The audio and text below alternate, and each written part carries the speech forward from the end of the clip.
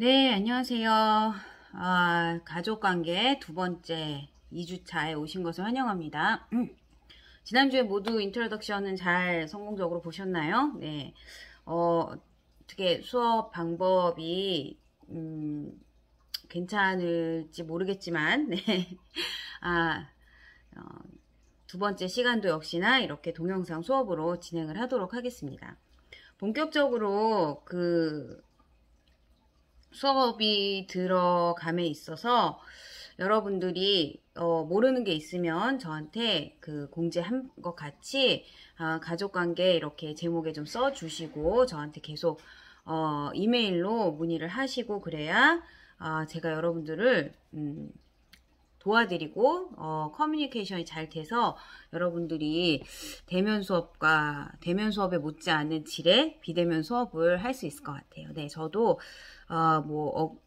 모자라지 않도록 최선을 다해서 할 테니까 여러분도 여러분이 모르고 넘어가는 게 없도록 네, 최선을 다해서 질문을 좀 해주셨으면 감사하겠습니다. 오늘은 가족관계를 살펴봄에 있어서 모든 가족학 시간 아마 저한테 가족학 개론을 저와 함께 공부한 분들도 있을 거고 아마 지난 시간에 가족 정책론 지난 학기에 같이 공부한 사람도 있는 것 같아요. 그 가족학 관련 수업을 개론 수업이나 이런 것들을 들어보셨으면은 더 친근하게 잘 알겠지만 모든 가족 수업의 기본은 뭐죠? 가족에 대한 이해죠, 그죠? 가족에 대한 이해. 그래서 늘 항상 첫 시간에는 우리가 가족에 대해서 좀 생각을 해보고 가족의 정의에 대해서 좀 생각을 해볼 텐데 오늘도 역시나 가족관계를 이해함에 있어서 오늘 가족관계를 이해함에 있어서 중요한 가족에 대한 이해를 좀 살펴보고 근데 시간도 시간이고 해서 아주 디테일하게 살펴보진 못할 것 같아요. 여러분들이 나중에 이제 페이퍼를 쓰거나 뭐 할 때 어떤 사항에 있어서 궁금한 게 있으면 통계도 좀 살펴보고 또 가족관계에 관련된 기사나 뭐 이런 것들 가족에 관련된 기사나 이런 것들이 있으면 거기 나오는 뭐 그래프들이나 이런 것도 좀 유심히 살펴보면서 수업 시간에 배운 내용하고 좀 연관시키는 작업을 스스로 잘 할 수 있었으면 좋겠습니다.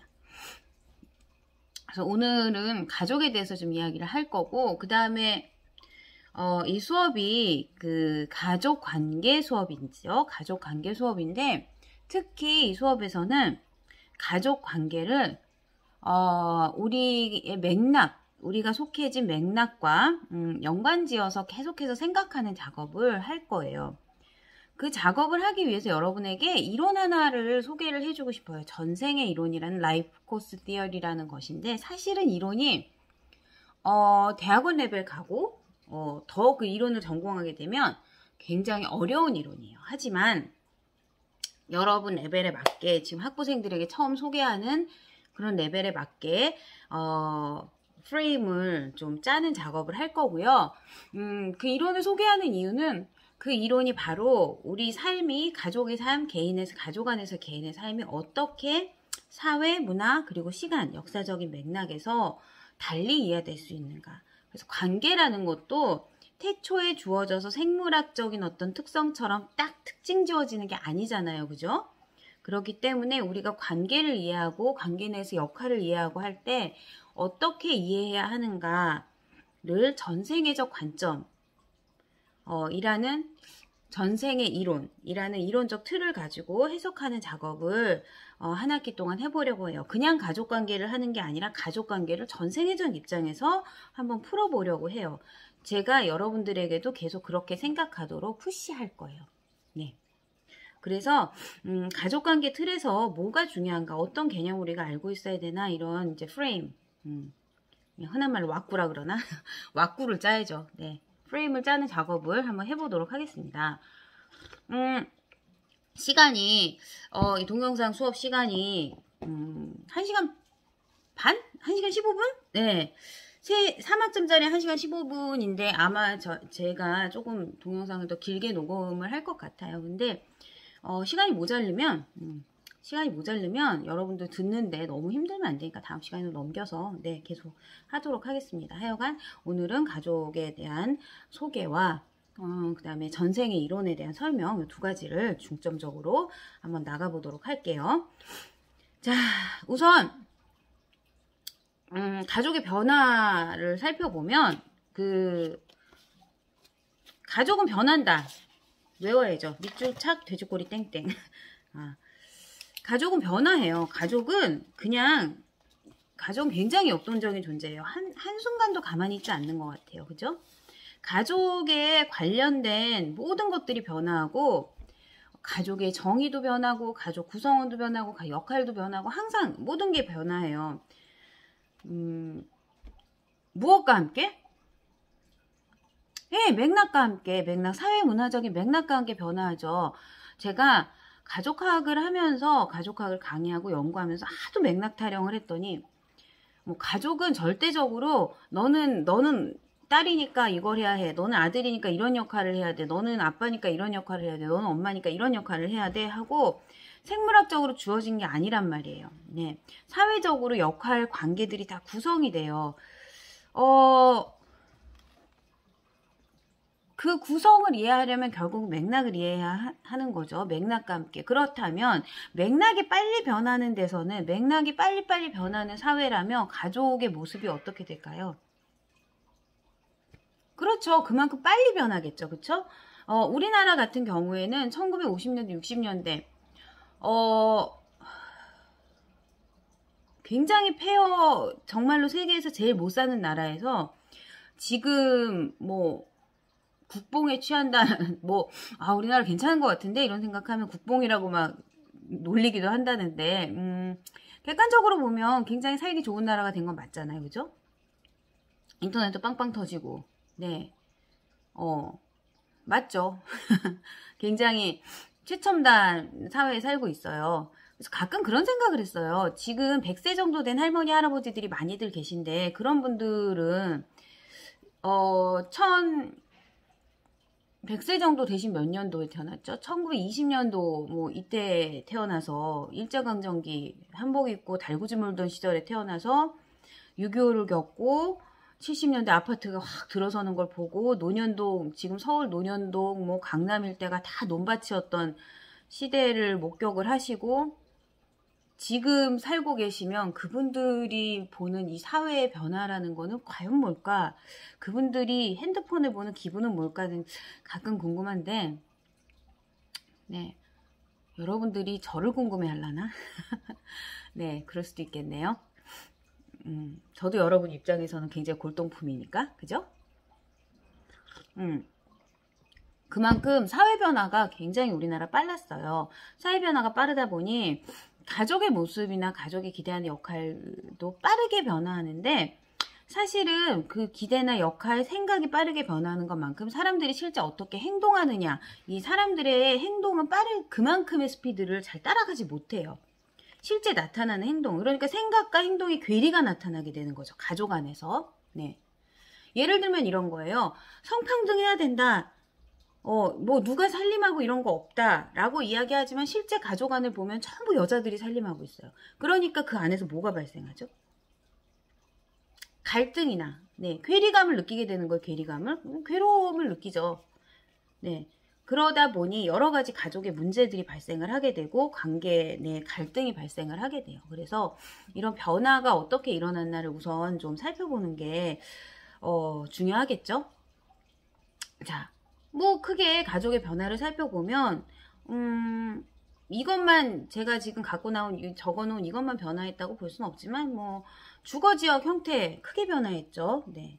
예를 들면 도시화가 됐어요. 그래서 전부 도시로 지금 농촌에 가면은 젊은 사람들 없다고 얘기하죠. 도시 집중화가 너무너무 심해졌어요. 산업이 발달하면서부터.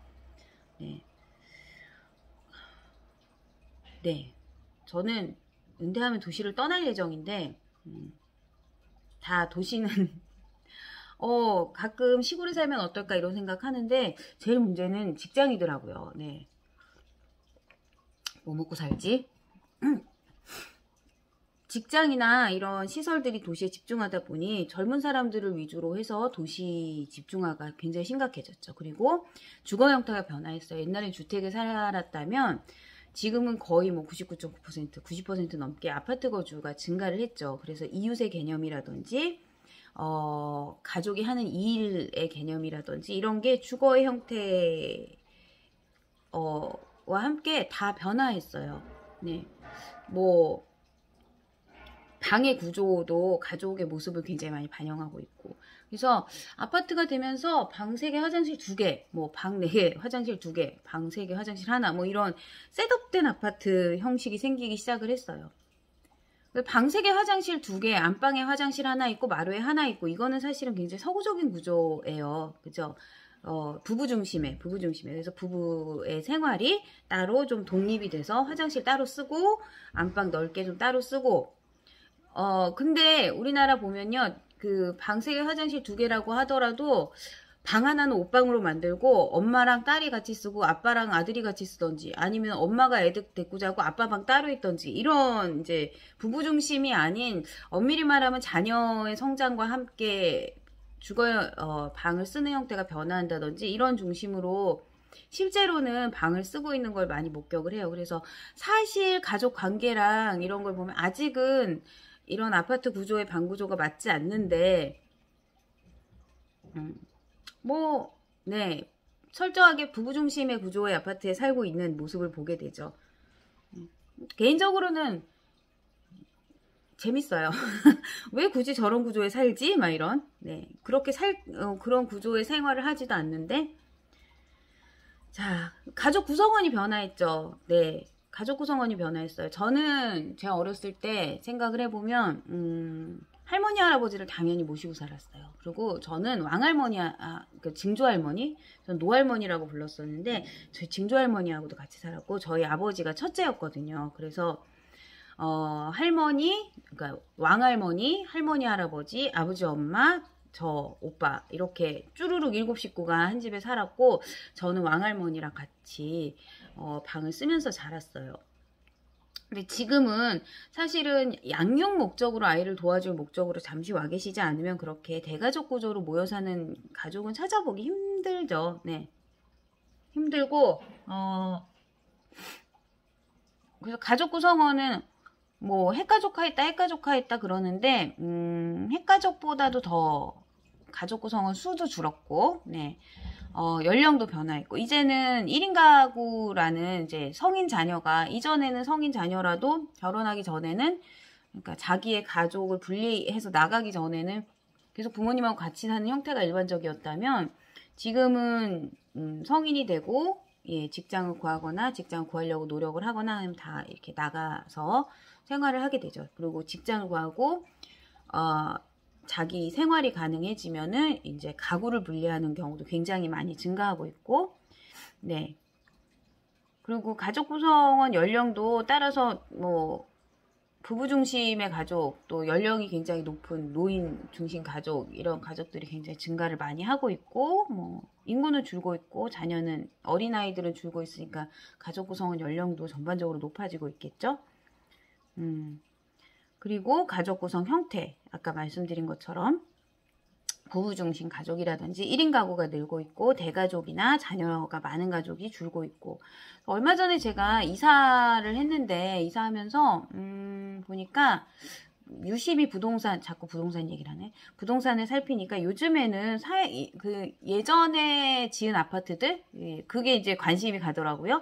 예전에 지은 집들이나 아파트들은 대부분 4인 5인 가족이 주거를 한다는 걸 기본으로 지었어요.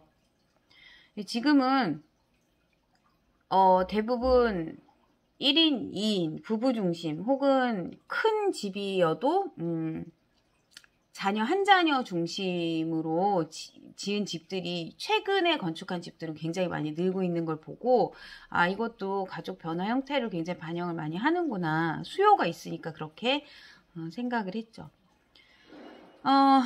친밀감이라는 친밀감, 성적 친밀감, 정서적 친밀감, 이런 걸 다 통틀으는 친밀감에 대한 인식도 굉장히 많이 변화했어요. 그 중에서 성적 친밀감을 보면 사실은 뭐 한 20년, 30년 전만 하더라도 성적 친밀감, 성적인 부분에서의 애정 이런 거는 부부간에만 충족할 수 있다라는 인식이 굉장히 강해서 결혼의 기능 중에 조금 이따 다시 설명하겠지만 결혼, 가족 형성의 기능 중에 성적 욕구 충족의 기능이 굉장히 강했단 말이에요. 근데 지금은 이런 성적인 면에 있어서의 친밀감은 외부에서 얼마든지 결혼관계 밖에서 결혼관계 밖에서 얼마든지 충족이 되죠. 네, 그게 옛날처럼 반드시 결혼관계 안에서 충족돼야 되는 그런 친밀감의 종류가 아니기 때문에 이런 성적 친밀감에 대해서는 가족 간의 기능, 가족 안의 성적 친밀감의 기능은 굉장히 감소가 된 반면에 정서적 친밀감, 어디서 내가 이런 따뜻한 감정, 뭔가 이렇게 채워지는 감정, 나를 받아들여지는 감정, 현대사회에 있어서 굉장히 현대인들이 그게 없어서 우울하고 이런 감정들을 어디서 충족할까 했을 때 가족 안에서 그것을 충족해야 한다. 가족이 가족 안에 남은 기능 중에 변화한 기능 중에 그것이 가장 중요한 기능이다 라고 인식이 되고 있어요. 그래서 예전에는 옛날에 우리 할머니 할아버지들, 저의 할머니 할아버지들 maybe 결혼하시던 시절에는 얼굴도 제대로 못 보고 그냥 결혼을 하는 경우가 많았어요. 이것도 나중에 다시 설명을 하겠지만, 그러니까 친밀감 뭐 이런 거 애정 없이 결혼을 하는 거죠. 그래도 괜찮았어요. 네. 왜냐하면 가족의 기능 중에 그렇게 정서적 친밀감을 막 이렇게 쏟아붓고 특히 부부 기능 중에 그런 게 그렇게 강하지 않았단 말이죠. 지금은 그 친밀감이 충족이 되지 않으면, 내 편이 아니면, 나를 편안하게 해주는 사람이 아니면, 나에게 정서적 친밀감을 주지 않으면 결혼도 이루어지지 않고, 그쵸? 결혼도 이루어지지 않고, 이루어졌다고 하더라도 그 친밀감을 계속 유지하지 못하면, 갈라설 수도 있고, 그만큼 가족 안에서 친밀감이라는 것이 굉장히 중요한 기능으로 변화하고 있다는 것. 가족 내 이런 관계에 따른 역할의 변화도 엄청나게 크게 일어나고 있죠. 그래서 젠더라는 개념이 만들어졌고, 사회적성, 젠더 의식의 변화, 그 다음에 세대 간 역할의 변화 많이 일어나고 있죠. 이거 뭐 설명하면 1시간 반 그냥 갈 텐데 성역할 변화 많이 일어나고 있고, 그게 일어나야 한다는 믿음도 굉장히 강해지고 있고, 실제로 일어나고 있는데 믿음에 비해서, 아까 말한 것처럼 믿음에 비해서 행동의 속도가 빠르지 않기 때문에 여러 갈등을 느끼는 사람들도 증가하고 있고, 그런 현실이에요. 또 세대 간 역할의 변화, 자식이 무엇을 해야 되는지, 요즘에는 사실은 자녀에게 나의 노후를 네가 봉양해야 된다 이런 인식을 가지고 자녀를 낳는 사람은 거의 없을 거라고 저는 생각을 해요. 그죠? 그만큼 뭐 자녀가 부모에게 하는 역할이라든지 부모가 자녀에게 해야 하는 역할들, 또 부모의 권위, 또 그 할머니 할아버지들이 해야 하는 역할, 기대되는 역할, 이런 것들이 많이 변화하고 있어요. 뭐 이것뿐이겠어요? 네, 굉장히 많은 역할들이 변화하고 있다는 거, 여러분들 그냥 여러분들 가족이나 엄마 아버지의 가족들, 뭐 주변의 가족들, 내가 볼 수 있는 가족들을 보면서 무엇이 변화하고 있나 한번 생각해 보세요. 굉장히 많은 변화를 겪고 있을 거예요. 여러분 어렸을 때랑 지금이랑 또 다를 거고, 물론 제가 경험한 가족이랑 여러분이 경험한 가족들은 또 엄청나게 다를 거고요. 그래서 아까 말한 것처럼 이런 가족들은 맥락과 함께 존재해요. 맥락과 함께. 이 기생충 포스터를 왜 갑자기 넣냐 하면요. 이게 이제 대표적으로 사회적 맥락을 보여주는 영화잖아요. 네. 그래서 소득 계층에 따라서 사람들이 생활하는 방식, 가족들의 역할, 네. 가족들이 생각하는 것, 가족들의 권위, 뭐 이런 것들이 다 다르고. 그쵸?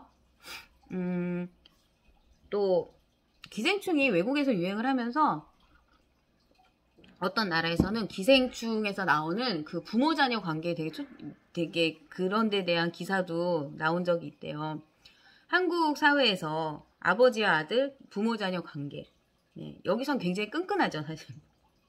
그런 관계들, 그래서 한국의 부모 자녀 관계는 어떠한가, 뭐 한국의 가족 관계에 대한 아티클도 나오고 그랬대는데, 이런 것처럼 역사적인 맥락도 다르고, 그죠? 뭐 그래서 아마 맥락에 따라서 가족의 모습이나 이런 것들이 얼마나 달라질 수 있는지를 잘 보여준 드라마 같아서 그냥 한번 포스터를 넣어봤고요. 요는 가족은 맥락과 함께 변화한다는 거예요. 그래서 제가 이런 맥락을 다룬 이제 이론에 대해서 이야기를 할 건데, 대표적으로 우리가 계속 리마인드 해야 되는 거는 내가 어느 시대에 살고 있는가. 우리 엄마 아버지 할머니 할아버지 너무 이상해 막 나랑 생각하는 게 너무 달라. 그럴 때는 이상해가 아니라 그분들은 어느 시대에 살았는가. 이게 우리나라가 너무 사회 변화가 빠르기 때문에 이런 역사적 맥락이 시대에 따라서 그 생각하는 방식이 굉장히 많이 달라요. 좀 이따 설명하겠지만. 제가 대학교 다닐 때요. 여러분 나이 때 저희 할아버지가 평양에서 오신 분이었어요. 외할아버지가. 할아버지랑 대학교 때, 지금은 뭐 돌아가신 지 꽤 됐지만 할아버지와 즐거운 추억 중에 하나가 뭐냐면, 평양에서 오신 분이었는데 TV 스포츠 보는 걸 굉장히 좋아하셨어요. 그래서 TV에서 이렇게 스포츠를 보고 있는데, 그때 마침 연세대학교와 어느 학교지? 하여튼 대학 농구, 그때는 농구 대잔치를 하던 시절이어서 왜 이렇게 고려적 사람 같지? 지금 프로농구가 있지만 그때는 농구 대잔치를 해서 연세대학교가 정말로 펄펄 날았죠. 네. 연대농구가 최고였어요. 그때 대학농구 중계를 하고 있었어요. 그래서 연대 아카라카 응원단이 막 응원을 하고 있는 모습도 TV에 비치고 그랬는데, 할아버지가 저를 딱 보시더니 뭐라고 말씀하셨냐면, 용인이 내래 저렇게 짧은 치마 입고 뛰지 마라. 딱 이렇게 말씀하셨어요. 네. 너는 저렇게 짧은 치마 입고 뛰지 마라. 사투리가 이상하다, 그죠? 우리 할아버지 진짜 잘했는데. 내래 이러면서. 제가 그거 듣고 빵 터져서, 할아버지, 저는 몸매가 안 좋아서 저렇게 짧은 치마 못 입어요. 아까라까에 들어가지도 못해요. 그랬는데, 할아버지가 주로 내래 가지 마라 이러고 굉장히 우려를 하셨던 기억이 나요. 우리 할아버지 왜 그랬을까? 빵 터졌었는데, 할아버지 시대의 생각에서는 여자의 역할이나 여자의 옷 입는 방식은 분명히 아카라카 응원단이 옷 입는 방식은 아니죠. 그죠? 우리 할아버지 너무 고리타분해. 이렇게 생각을 하면 절대로 이해할 수가 없는 거죠. 네. 그래서 그 사람이 생각하는 방식, 그 사람이 말하는 방식, 그 사람이 생각하는 관계라든지 가족 안에서 역할을 이해하려면 결국은 그 사람이 언제 태어났느냐, 네, 어떤 문화를 경험했느냐, 뭐 기독교 문화 속에서 자랐느냐, 불교 문화 속에서 자랐느냐, 아니면 뭐 이슬람권에서 자랐느냐, 하다못해 뭐 노동계층이었냐, 아니면 상위계층이었냐 등등등, 어떤 문화적 맥락 안에서, 어떤 사회적 맥락 안에서 살았느냐 등이 굉장히 중요하다는 거예요. 그래서 적어도 사람을 이해할 때 세 가지 이해해야 되는 게 시대적, 문화적, 사회적 맥락을 항상 좀 머릿속에 염두에 둬야 된다라는 거예요.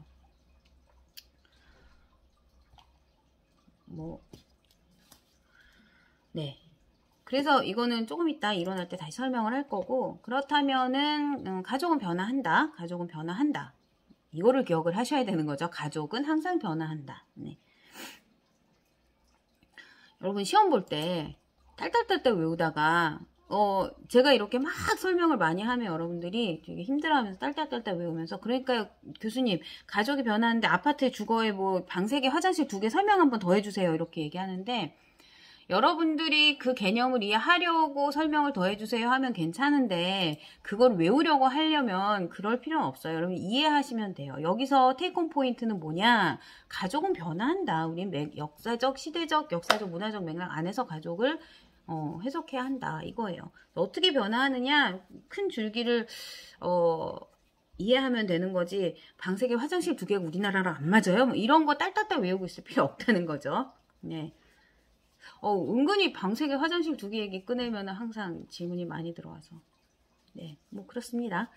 그렇다면 가족은 변화한다는 테이크홈 포인트를 가지고 가족의 정의가 어떻게 변화했는지 한번 살펴봅시다.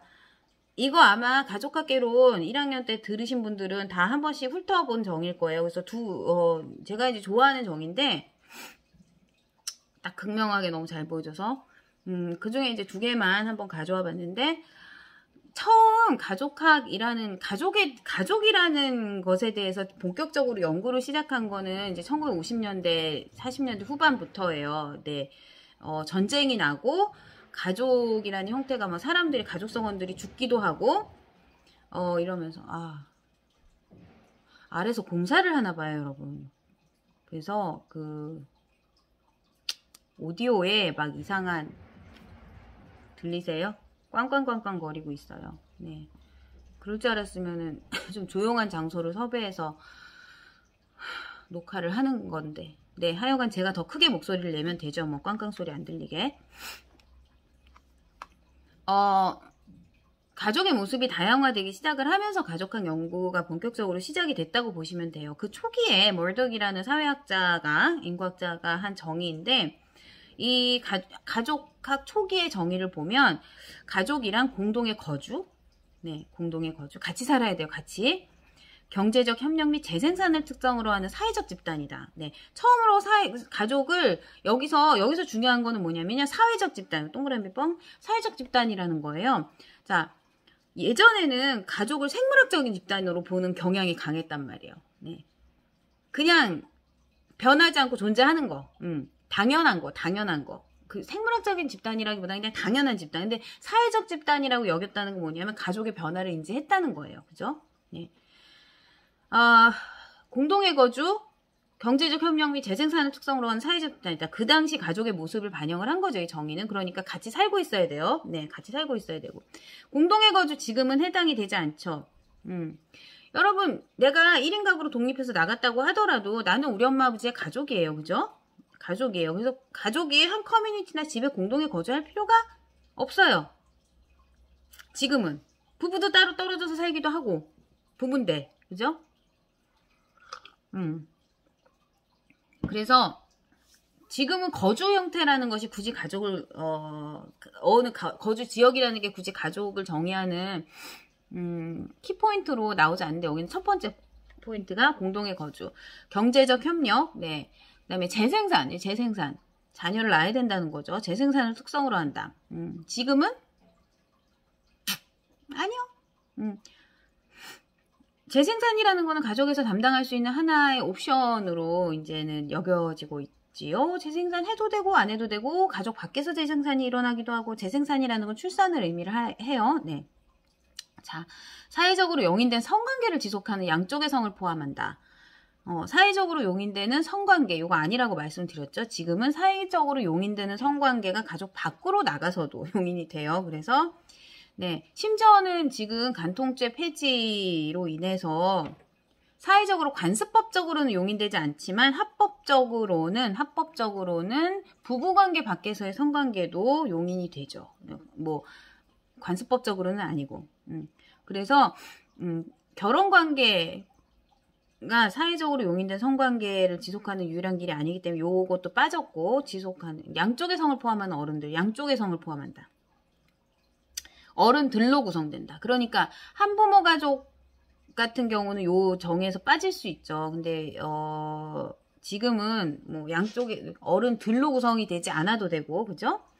양쪽의 성을 포함하지 않아도 돼요. 우리나라는 물론 법적으로 양쪽의 성을 포함해야 해요. 왜냐하면은 동성 결혼이라는 것 자체 개념이 법적으로 없기 때문에 뭐 이게 불법이다 자시구다도 없어요. 법적으로 개념이 없기 때문에. 근데 미국이나 유럽을 비롯한 굉장히 많은 나라들에서 동성 결혼이 2010년 한 15년 된 것 같아요. 15년 전부터 합법화되는 추세에 있고 2015년인가 6년인가 전미의 양성 결혼, 이것도 나중에 또 다룰 건데 양성 결혼이 동성 결혼이 합법화됐죠. 그래서 양성을 포함하지 않아도 된다는 거. 우리나라에선 포함이 되죠. 그러니까 문화적인 맥락이 다른 거고, 출산이나 입양으로 생겨난 한 명 이상의 아이를 포함한다. 이것도 빠졌죠. 네. 안 하면 뭐 안 해도 되죠. 네. 그래서 멀덕의 정의가 이 당시 가족을 반영을 하는 정의인데, 가족을 사회적 집단으로 보고 가족의 모습을 바탕으로 정의를 했는데, 지금 와서 생각을 해보면 약 80년, 70년이 지난 지금의 가족의 모습에 해당되는 게 몇 가지 없다는 거예요.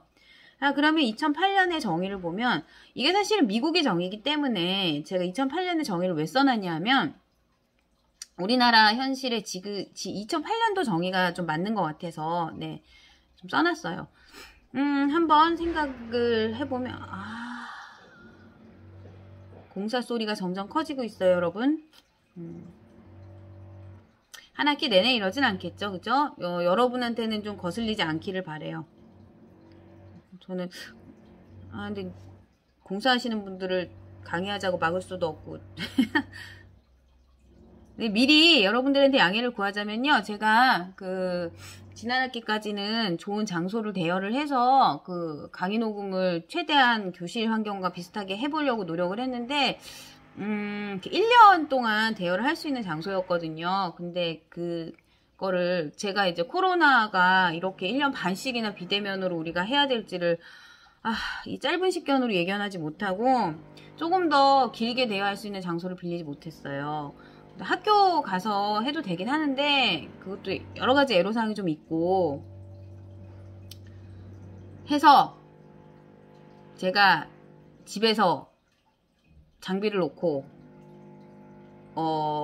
녹화를 하게 됐습니다. 그래서 미리 좀 양해를 구하자면 이런 인테리어 공사 소리가 들리네요. 이럴 줄 몰랐는데. 이거는 제가 예상한 범위 바뀌고, 한 가지 우려하는 사항은 가끔 제가 강의를 할 때 야옹 소리가 들릴 수도 있어요. 야옹 하고. 아니면 여기 막 이상한 야옹이가 한 마리 이렇게 갈 수도 있어요. 제가 녹화를 끊고 이렇게 편집을 하겠는데, 그럼에도 불구하고 막 소리가 날 수도 있어요. 그러니까, 미리 양해를 좀 구할게요. 자, 그래요. 그러면은 셀콤의 2008년도 정의를 보면요. 여러분 이거 정의 여러분 딸딸딸딸 외우는 거 아니에요. 미리 말하지만 멀독의 정의란 막 이러고 외우지 마시고 이 정의가 무엇을 의미하며 어떤 면에서 우리랑 맞지 않고 어떤 면에서 우리랑 맞는지를 이해하셔야 돼요. 네. 자, 이 정의가 아마 지금 현실 우리에 좀 맞을 것 같은데 가족은 혈연, 결혼 혹은 애정으로 맺어진 관계래요. 여기 애정으로 맺어진 자, 혈연 결혼은 우리가 익숙해요. 그죠? 근데 애정으로 맺어진 관계다라는 문구가 하나 포함이 됐어요. 그러니까 뭐예요? 결혼이나 혈연이 아니라고 법적으로 맺어지거나 혈연이 아니라고 하더라도 예를 들어서 동거 가족이라든지 이런 애정을 바탕으로 하는 관계도 가족 안으로 들어올 수 있다는 거죠. 가족 성원은 경제적으로 협력할 수 있으며 협력할 수 있으며 네, 할 수 있대요. 그러면은 하지 않을 수도 있다는 거죠. 네. 사실은 아직도 경제적 협력 관계는 좀 강하게 남아 있어요. 예를 들면 경제적 협력 관계가 뭐라 그랬냐면 내가 너를 먹여 살려야 된다. 그건 맞아요. 맞고 가족 성원으로 등록이 그러니까 같은 가족 성원으로 맺어진 사람들, 법적으로 맺어진 사람들은 경제적인 책임을 진다는 거죠. 경제적인 책임을 진다. 그래서 제가 만약에 어느 날 도박에 막 빠져가지고 그럴 일은 없지만 저는 게임도 안 해요. 네. 근데 내가 만약에 뭐 도박에 빠져서 엄청나게 빚을 졌다. 근데 상환 능력이 안 된다. 그러면 그 상환 책임 누구한테 가는 거예요? 저희 법적으로 부부관계를 맺고 있는 남편한테 가는 거예요. 부모님한테 가진 않아요. 왜냐면 제가 세대를 독립했기 때문에 네. 남편한테 가죠. 만약에 아이들이 뭐 남의 돈을 훔쳤다 그러면 누가 변상하냐? 우리가 변상하는 거죠. 네, 그죠? 그래서 가족들은 경제적으로 그러니까 경제적 협력 관계라는 건 제가 만약에 예를 들면은 가족이 여러 가지 형태가 있을 수 있죠. 맞벌이를 하고 있는 사람들도 있고 홀벌이를 하고 있는 사람들도 있어요. 근데 맞벌이, 홀벌이 옛날에는 당연하게 생물학적으로 여자는 집에서 아이를 돌보고 뭐 남자는 어떻게 해야 된다. 이거를 이게 이제 무슨 하늘이 주신 역할로 생각을 했다면 요즘에는 사실은 부부간의 내고에 의한 역할이에요. 그래서 제가 돈을 벌고 남편이 돈을 벌고 그러면 제 돈은 제 돈, 남편 돈도 제 돈 이런 게 아니라 우리 돈인 거예요. 우리 돈. 네. 그래서 남편이 버는 돈에 대한 권리도 저에게 있고 제가 버는 돈에 대한 권리도 남편한테 있는 거죠. 근데 남편이 만약에 돈을 안 벌고 저 혼자 홀벌이를 하고 있다. 그러면은 저 혼자 돈 버니까 나 혼자 그 돈 다 내 거냐? 그 경제적인 권리가 다 내 거냐? 그렇지 않다는 거예요. 그 경제적 협력 관계에 있기 때문에. 이 경제적 협력 관계는 내가 홀벌이라면 내가 돈을 더 열심히 벌고 내가 일하는데 집중할 수 있도록 남편이 가사와 아이들을 책임지겠다. 그래서 역할을 가장 효율적인 방법으로 내고해서 나눈 것 뿐이지 이 사람이 뭐기 때문에 생물학적인 나의 특성에 의해서 정해진 역할이 아니에요. 그러니까 우리의 효율적인 방식으로 누구는 맞벌이를 택하고 누구는 홀벌이를 택할지라도 경제적 협력 관계에 있는 거예요. 그래서 내가 버는 돈도 남편 돈, 남편이 버는 돈도 내 돈 이렇게 되는 거죠. 하지만 최근 들어서는 그 경제적 권리, 나중에 이혼할 때도 그렇고 그 헐리우드 스타들 같은 경우는 경제적으로 어떻게 한다, 돈에 대한 권리가 누가 있다 이런 거를 미리 정해놓고 결혼을 하는 커플도 본 적이 있어요. 나중에 막 재산 싸움이 복잡해지니까. 그런 것처럼 가족의 어떤 협의에 의해서, 가족 성원들의 협의에 의해서 이런 경제적 협력 관계를 맺지 않을 수도 있죠, 사실. 네. 그게 가능하다. 그리고 아동을 돌볼 수 있다는 건 뭐예요? 아동을 돌볼 수 있다. 아동을 돌보지 않을 수도 있다. 라는 거예요. 자, 그리고 또한 자신의 가족 내에서 정체성을 형성하면, 이거 좀 어려운데 되게 중요한 문장이에요. 자신의 가족 내에서 정체성을 형성함에 있어서 보다 넓은 사회와 긴밀하게 연결된다. 이게 키포인트인데, 내가 주어진 역할이, 계속 얘기하지만 내가 주어진 역할이 그러니까 저의 정체성, 가족 내에서의 정체성. 저는 이제 가족 내에서의 정체성 여러 가지 있죠. 일단은 누구의 아내로서의 정체성도 있고, 누구의 엄마로서의 정체성도 있고, 누구의 딸로서의 정체성도 있고, 그렇죠?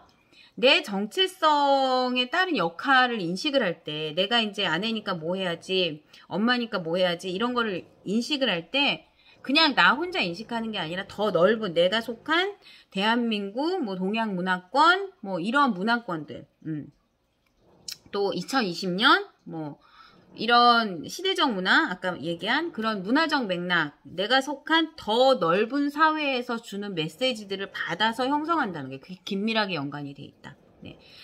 제가 만약에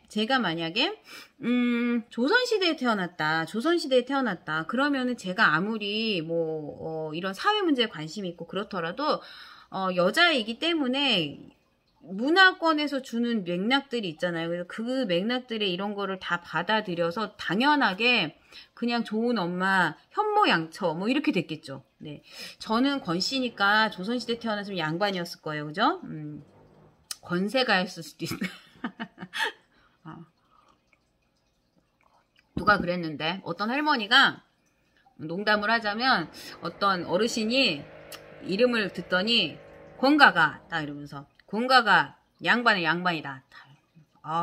양반. 얼마 만에 들어보면 양반이냐 이랬는데 그래요. 하여간 양반이든 뭐든 간에 상관없이 저는 여자이기 때문에 아마 현모양처라는 역할이 저에게 주어진 가장 최선의 역할이었을 거예요. 근데 지금 그렇지 않죠. 네, 저는 2020년을 살고 있는 사람이고, 네, 그러기 때문에, 제 정체성을 형성함에 있어서 사회와 긴밀히 연결을 하고 있어요. 그래서 일도 하고, 네. 그게 저의 되게 중요한 정체성 중에 하나는요, 부모로서. 굳이 엄마라는 여자라는 걸 강조하지 않고도 부모로서 우리 아이들을 먹여 살려야 된다는 그런 정체성에 따른 굉장히 강한 역할에 대한 개념이 있어요. 네, 내가 먹여 살려야 된다. 네, 그래서 일을 되게 열심히 해야 돼요. 일에서 오는 충족감도 있지만 저는 가족을 먹여 살려야 되기 때문에 생계형이라고 하죠. 그것은 이 사회 맥락에서 주는 그 메시지와 제가 긴밀히 연동돼서 들은 그렇게 만들어진 거고, 사실은 그 사회적 메시지를 100% 받진 않죠. 네. 하지만 긴밀히 연관돼 있다 라는 거예요. 그렇게 해서 역할을 형성한다. 이거 좀 이해가 되시나요? 네. 요 문장을 가지고 우리가 어떻게 연관이 돼 있을까? 네. 근데 사회적 메시지가 일괄적으로 오지 않아요. 어떤 메시지들은요, 막 엄마니까 애들을 네가 다 돌봐야지 막 이렇게 와요. 저희 아들이 이번에 중학교를 들어갔어요. 중학교를 들어갔는데, 중학교 들어가니까 부모님들이 그 핸드폰에다가 학교 그 공지사항을 받을 수 있게 톡을 깔래요. 무슨 뭐 이렇게 프로그램. 근데 프로그램 이름이 맘톡인 거예요. 맘톡. 그래갖고 기분이 확 상했어요. 그 말은 뭐예요? 맘톡. 엄마가 해야 된다는 거잖아요. 엄마가. 그죠? 그냥 부모라 그러면 안 되나?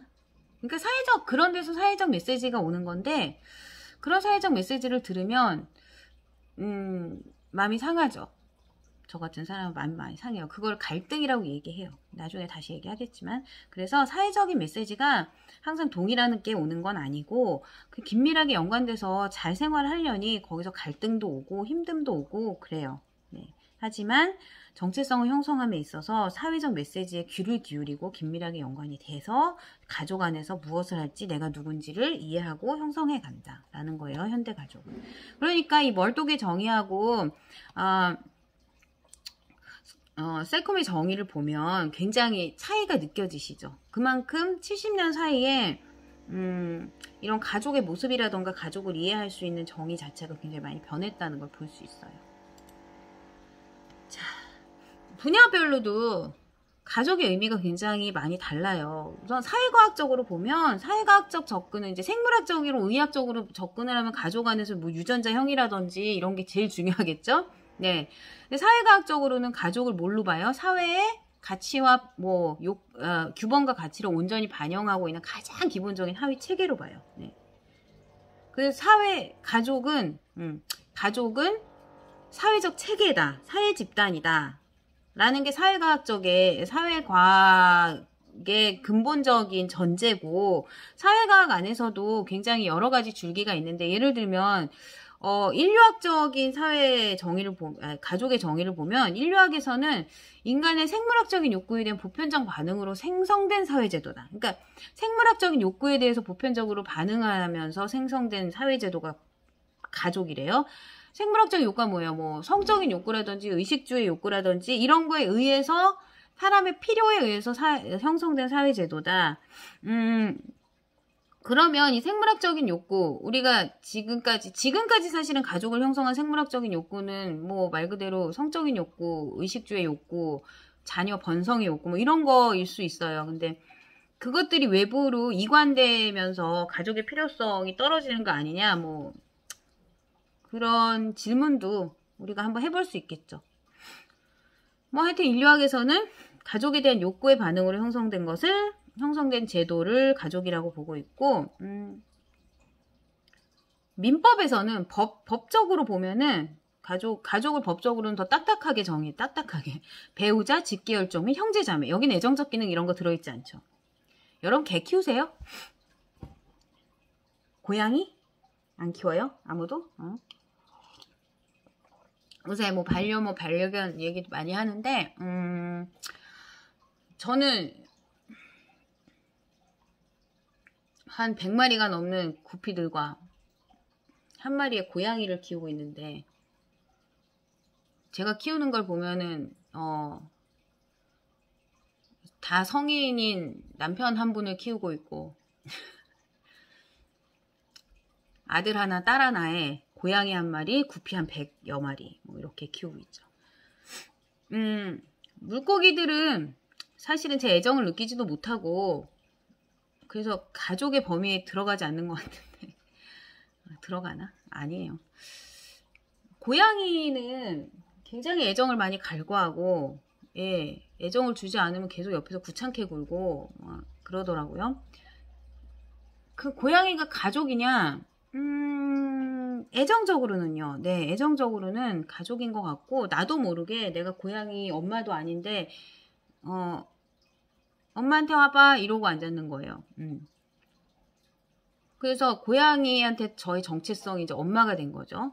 얘는 고양이 엄마가 따로 있을 텐데. 그건 뭐예요? 애정적인 어떤 기준에 바탕을 한 가족의 형성이고, 인류학적으로 보면은 사람의 애정적인 욕구, 애정을 쏟으려는 욕구의 반응으로 이렇게 그 동물도 가족으로 받아들이는 그런 게 형성이 그런 게 만들어진 거겠죠, 가족이. 네. 그러니까 애정을 쏟죠. 저는 사람도 키워보고 고양이도 키워보고 그러는데 고양이가 훨씬 힘든 것 같아요. 돈도 훨씬 많이 들고, 우리 애들은 초반에 뭐 길어야 2년 동안 화장실 데려가고 기저귀 갈아주고 뒤치다꺼리 해주고, 그러니까 다 자기가 알아서 하고, 이제는 뭐 학교도 알아서 가고 밥도 알아서 챙겨 먹고 다 그러는데, 이제 고양이는 사는 만큼 다 제가 해줘야 되잖아요. 그죠? 그리고 말도 잘 못 알아듣는 것 같고 돈도 병원비도 보험도 안 되고 고양이 키우는 게 훨씬 힘들어요. 근데 이제 애정의 바탕에서 키우고 있는 거죠. 근데 민법에는 이런 애정적 기능이 들어가 있지 않아요. 그래서 배우자, 직계혈종, 형제, 자매로 이루어진 사람들을 가족이라고 한다. 이렇게 돼 있고, 생계를 같이 하는 직계혈족의 배우자, 배우자의 직계혈족, 배우자의 형제, 자매까지를 가족의 바운더리로 놓고 있는데, 이런 정책이나 이런 분야에서는 사실은 민법에서 정의하는 가족을 넣죠. 근데 그래서 정책적으로 무슨 내가 아무리 사랑하는 사람이, 내가 정말 애정하는 사람이 있다고 하더라도 법적으로 요 민법의 테두리 안에 들어가지 않으면, 예를 들어서 굉장히 너무너무 사랑하고 서로 신뢰하는 친구 4명이 살고 있어요, 같이. 근데 재난지원금을 받으면 이 4명이 같이 살고 있기 때문에 4인 가구로 치냐? 아니라는 거죠. 그죠? 네. 가족의 바운더리에 들어가지가 않아요. 하여튼 그렇습니다. 그래서 어떤 분야에서 우리가 이해하느냐에 따라서 가족의 의미가 굉장히 다양해진다 하는 거고, 또 가족을 보는 시대적 관점에 따라서도 가족의 어떤 점이 가족을 보는 시대적 관점에 따라서도 가족의 어떤 점들이 더 중요하게 여겨지냐, 이런 게 이제 구분이 되죠. 네. 그래서 계속 드르륵 소리가 나네요.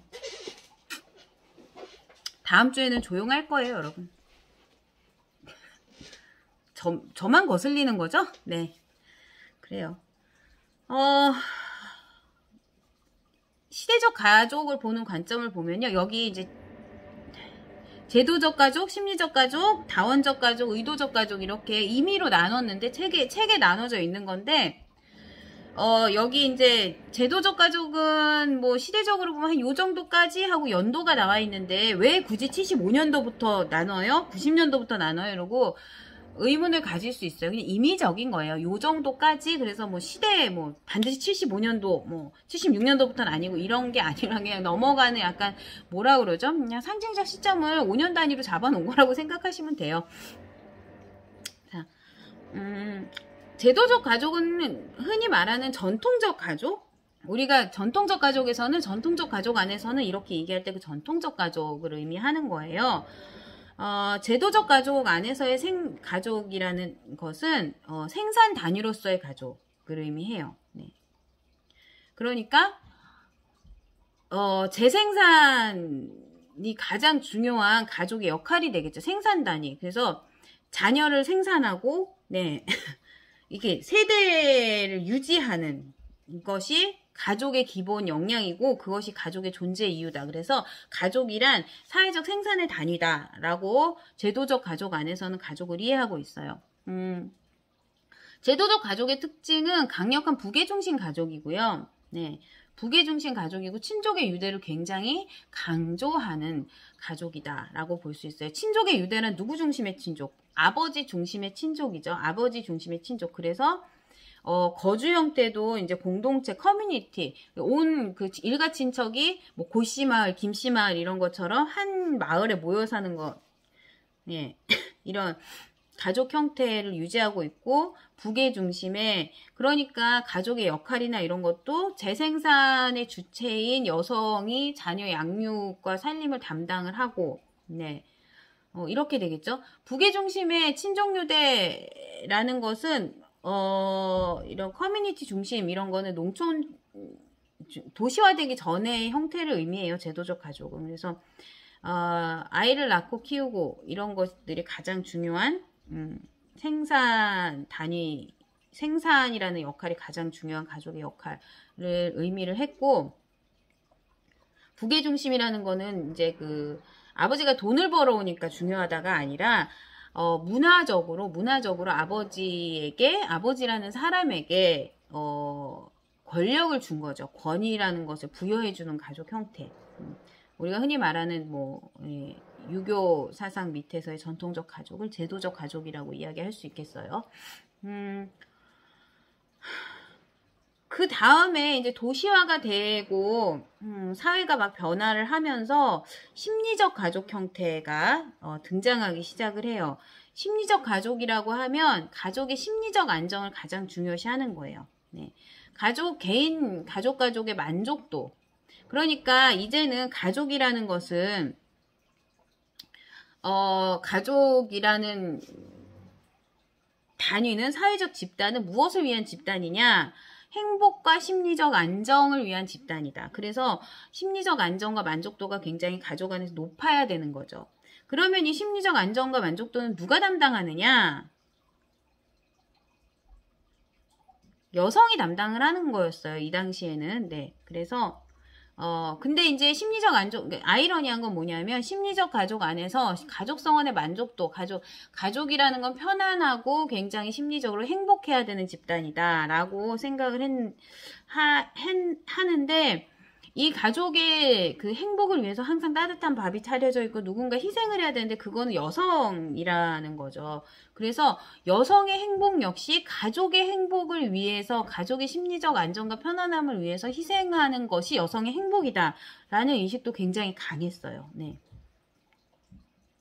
그래서 심리적 안정, 가족의 안녕을 위해서 가족의 만족도를 위해서 가족 성원의 만족도를 위해서 가족이 존재한다. 이렇게 믿었던 게 이제 심리적 가족의 단계고, 사회가 더 발전하고 더 이제, 사실은 심리적 안정기의 가족을 우리나라에서 보면, 굉장히 경제 발전을 위해서 달려나갈 시대에 이제 심리적 가족이라는 개념, 이 개념이 그때 우리는 이제 심리적 가족 단계로 들어왔어. 이렇게 생겨난 게 아니라 지금 보니, 네, 이거를 그렇게 나눌 수 있겠다라는 건데, 사실은 가족 성원의 만족도, 그러니까 편안해야 된다는 거예요. 말하자면 개개인이 편안해야 된다는 건데, 아빠는 일을 막 되게 열심히 해야 된다라는 거잖아요. 이때 남자는 나가서 일을 하고 집에 들어오면 편안해야 되고, 네, 집 신경 안 쓰게, 집에 사소한 일을 신경 안 쓰게 하는 게 또 남자의 편안함이 없다는 거죠. 그래서 이 심리적 편안함을 위해서 우리가 지금 생각하는 행복, 심리적 편안함 그것들을 위해서 친구 같은 아빠 성평등 이런 게 아니라 그거를 위해서 남자의 심리적 편안함은 뭐예요? 밖에 나가서 일하는데 가족이 걸그적거리면 안 된다는 거지. 가족을 위해서 희생을 하는데 가족의 모든 자잘한 일들은 다 집에서 해결하고 아빠가 들어오면 굉장히 행복하고 편안하게, 네, 자녀들도 걱정 없이 자라고, 그것을 위해서 심리의 안정감을 담당하는 건 엄마의 심리적 안정은 가족의 희생에서 오는 거다. 가족을 위한 희생 자체가 엄마에겐 행복이다. 이런 개념이 있던 시절이에요. 그 다음에 사회가 더 복잡해지고, 이제 그 여성 취업이 스물스물 올라가기 시작을 하고 이러면서, 도시화가 더 본격적으로 나타나고, 다원적 가족 형태라는, 이제 다원적 가족 형태가 나타나기 시작을 했어요. 다원적 가족 안에서는 가족의 구성 방법이나 유지 방법도 역시 굉장히 다양화됐고요. 그동안 그러니까 가족의 변화가 빠르게 일어나는 시기라고 보시면 돼요. 그래서 가족의 그동안 생각했던 이상적 가족, 그냥 개개인이 행복하고 엄마가 희생하는 이상적 가족에 대한 회의감이 굉장히 깊게 나타나기 시작을 했어요. 왜? 젊은 여성들이 직장에 진출을 하면서 평등한 성역할이라든지 이런 초기 개념이 등장을 하기 시작을 했거든요. 그래서 초기 뭐 여성학이라든지 이런 것들이 등장을 하고 이러면서 또 1990년대 중후반 들면서 이혼율도 높아지기 시작을 했고, 그래서 다원적 가족에서는 가족 구성과 유지에 대한 다양성이 이제 스물스물 올라오기 시작한 시기다라고 보시면 돼요. 예. 유지를 위해서는 아빠가 늘 집 밖에 나가서 안 들어와서도 안 되고 일만 해도 안 되고 함께 노력을 해야 된다. 이상적 가족이라는 거는 이제 더 이상 엄마가 희생하고 모든 것을 다 하는 그런 가족이 아니다.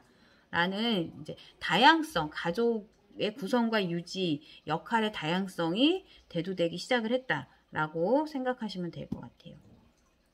자, 1990년대부터 지금까지는 의도적 가족 단계다라고 불릴 수 있겠는데, 의도적 가족은 이제 심리적 가족과 다원적 가족이 함께 합해진 개념이다라고 이제 설명을 하고 있는데, 이건 제가 설명은 아니라 책에서 설명을 하고 있는데, 의도적 가족이라는 건 뭐냐면요, 다원적 가족의 단계에서도 가족을 구성하고 유지하는 방법 자체는 다양해지지만 결혼을 해야 된다, 가족을 구성해야 된다라는 그 대전제, 그러니까 부부관계를 구성해야 되는데 대전제는 존재했다면, 의도적 가족은 내가 어떠한 의도에 의해서 가족을 구성하는 거지, 그런 의도가 없으면 이제 가족이 굳이 결혼이라는 것, 우리가 가족의 출발이라고 생각을 하는 어떤 그 커플 관계라는 것 자체가 왜 그래야 하지? 어떤 의도에서, 그 분명한 목적이 있는 하에서 이게 그냥 자연스럽게 되는 게 아니라 목적이 있는 하에서 만들어진다는 거죠.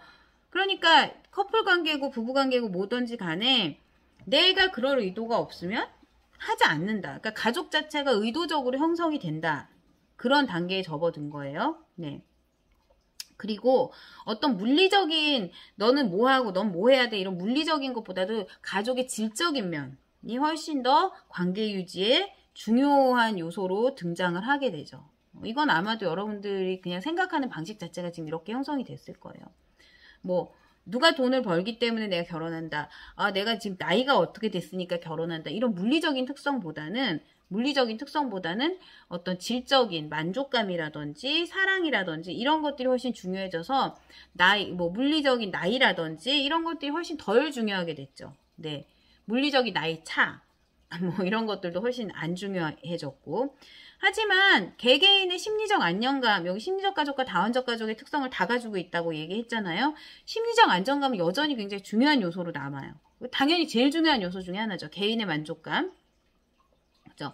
그래서 개개인이 가족 안에서 행복해야 돼요. 행복하지 않으면 굳이 가족을 형성할 의도가 없어지는 거죠. 나는 행복할 의도로 가족을 형성을 하는데 그 행복을 위해서 누가 노력을 하고 누가 희생을 해야 되느냐. 행복의 의미가 뭐냐가 심리적 가족 단계하고는 바뀐 거죠. 네. 아버지가 만족을 한다. 아버지가 일을 열심히 하고 와서 집에서는 굉장히 편안히 쉬고 집 잘 돌아가는 거 보면서 만족감을 느낀다. 이게 아니라 남성도 심리적 만족감, 가족이 함께 잘 돌아가기 위해서 노력이라는 걸 해야 한다. 네. 심리적 만족감. 이게 여성이 희생해서 되는 게 아니라 여성도 가족이 다 만족하는 거를 보는 게 만족감이 아니다. 네. 그래서 개개인이 어떻게 행복하고 가족 안에서 만족감이라는 것이 뭔가는 가족 성원들이 만들어가는 의미예요. 그게 다원적으로 굉장히 다양해졌다. 네. 그래서 가족이 구성되는 방법이나 유지되는 방법도 다양해지고 가족 안에서의 의미 자체, 행복의 의미도 다양해지고 그래서 다원적 가족의 의미도 끼어 있는 거죠. 네. 그것이 지금 가족을 설명하고 있는 아마 의도적 가족의 모습이 아닌가 하고 볼 수 있을 거예요. 그래서 시대적으로 가족의 안에서의 어떤 것들이 가장 중요시 되고 있는가, 가족을 보는 관점이 어떤가는 역시 변화해 왔다. 그래서 대표적으로 이렇게 변화해 왔다라고 보시면 될 것 같아요. 제가 예전에 수업을 해보니까 의도적 가족 헷갈려요, 뭐 이런 질문 많이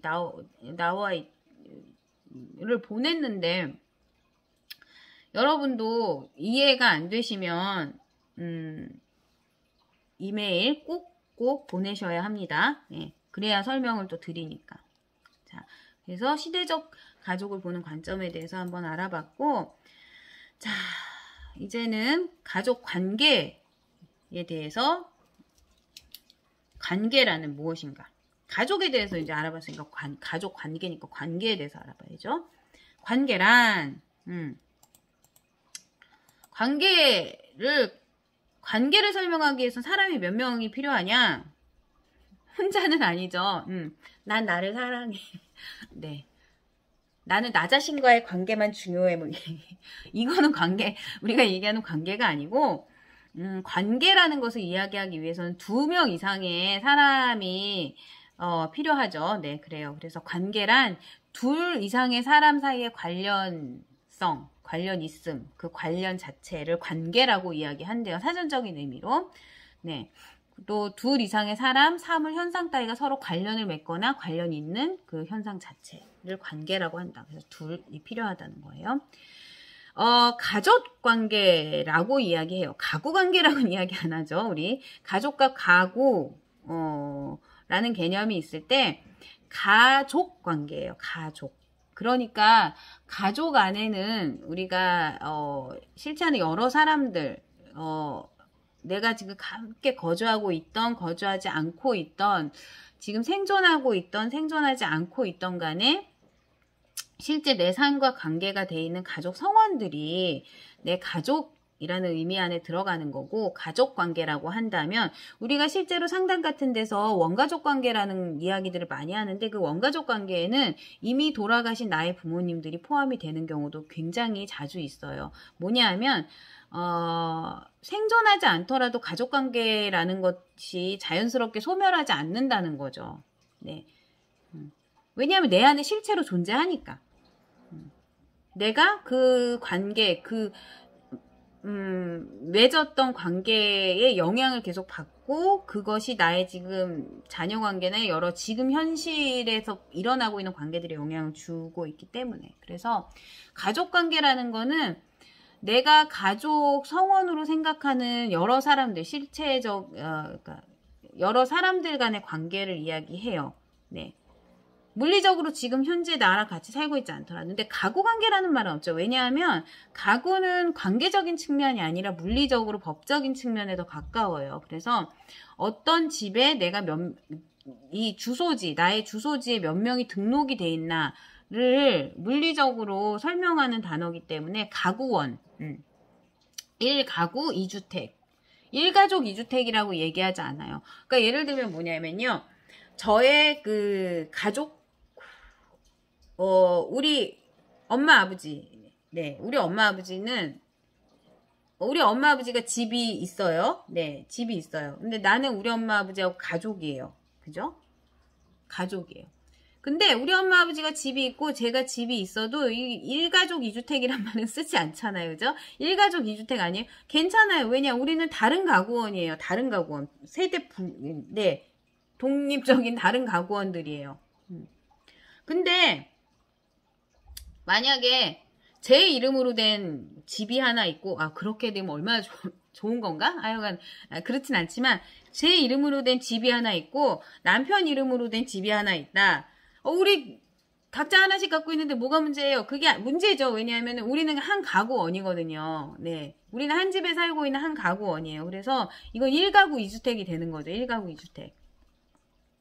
그래서 가구라는 개념은 가족 측면에서 관계 측면에서 해석하는 게 아니에요. 그래서 내 주소지에 누가 살고 있는, 지금 가족 관계라고 이야기하는 거는 가구가 아니라 가족이에요. 네, 실제적으로 내가 가구원이 아니더라도 내 주민등록상에 없더라도 내가 가족이라고 생각하는 그 사람들 간의 관계를 이야기한다는 거 미리 얘기하고 들어갈게요. 자, 그래서 가족 관계를 얘기할 땐 둘 이상의 사람이 필요하다. 가족 관계가 생기는 방법. 두 가지가 있죠, 크게. 혈연에 의한 결합, 법적인 결합. 두 가지가 있어요. 간단하죠? 혈연에 의한 결합은 뭐예요? 대표적으로 부모자녀 관계나 형제자매 관계, 네, 생물학적인 부모자녀 관계, 네, 형제자매 관계가 혈연에 의한 결합이고, 법적인 결합은 뭐가 있죠?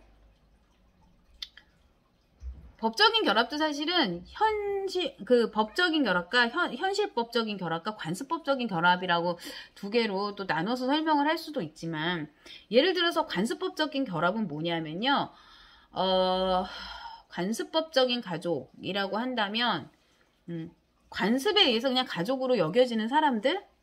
예를 들면, 저는 사실 천주교 신자가 아닌데, 그 옛날에 뭐 굉장히 그 천주교 성향이 강한 데는 뭐 대부님 뭐 이렇게도 굉장히 강한 가족 안에 타이가 형성이 되거나 그런 문화권도 있다고 들었는데 모르겠어요.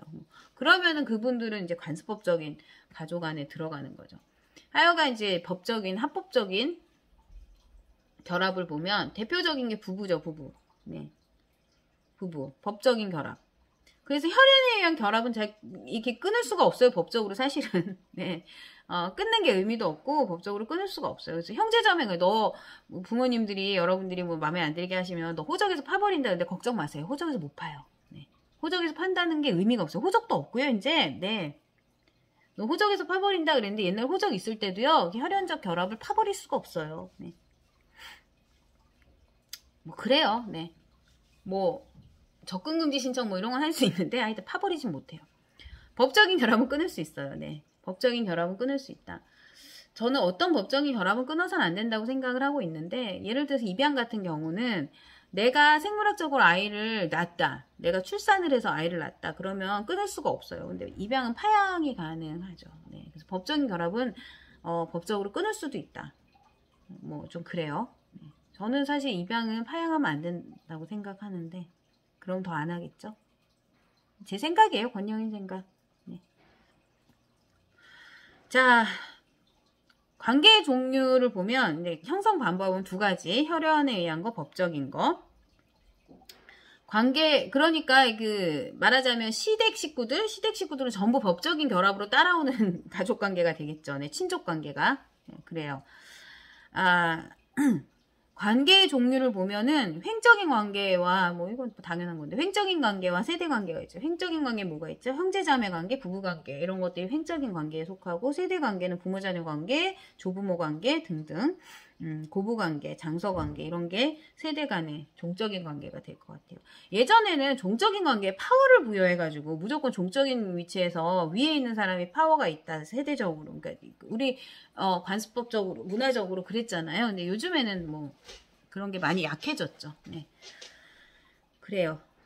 그 다음에 관계의 질적 특성에 따라서 상담에서는 관계를 경직된 관계 또는 비융통적 관계, 융통적 관계, 모호한 관계 이렇게 보기도 하고, 네, 관계를 파악할 때 그 관계가 얼마나 서로 소통하느냐, 서로 정보를 주고받느냐 등에 따라서 전혀 소통하지 않는, 그러니까 아이가 부모 사이가 어떤지 전혀 모르고 이런 완전 경직되고 비융통적인 관계 있을 수 있고, 적당한 관계, 알 건 알고 모를 건 모르는 적당한 관계가 있을 수 있고, 아주 모호하게 모든 것이 다 투과되는 관계가 있을 수 있어요. 그래서 부모가 부부싸움 하면은 애 방 가서 애 데리고 자고, 그래서 부부싸움 완전히 애를 중간에 끼워서 야, 네 아빠한테 뭐라고 전해, 네 엄마한테 뭐라고 전해, 이렇게 애가 부부관계에 끼어버린다든지 이런 모호한 관계가 있을 수 있고, 나중에 설명할 거예요. 네. 그래서 관계 질적인 특성에 따라서 이렇게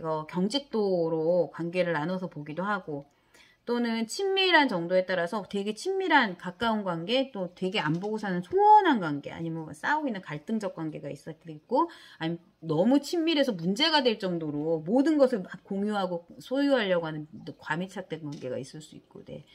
그래서 이런 관계의 질적인 특성에 따라서도 관계를 연구하기도 하고, 네.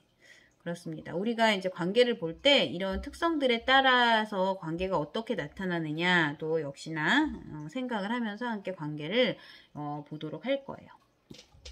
자, 여기까지가 가족과 가족 관계에 대한 설명이었고, 가족과 가족 관계에 대한 설명이었고, 다음으로는 우리가 아까 얘기한 이론적인 프레임, 이론적인 왁구를 좀 짜기 위해서 전생의 이론에 대해서 한번 설명을 해보도록 하겠습니다. 네. 자, 전생의 이론을, 소개를 할 건데, 아까 말씀드린 것처럼 가족 관계라는 것은 변화한다. 변화하는 것을 이해하기 위해서는 틀이 필요한데 그 이론적 틀로 갖고 온 게 제가 이제 Life Course Theory라고 이야기하는 전생의 이론이에요. 이 이론은 굉장히 복잡한 이론이에요. 복잡한 이론인데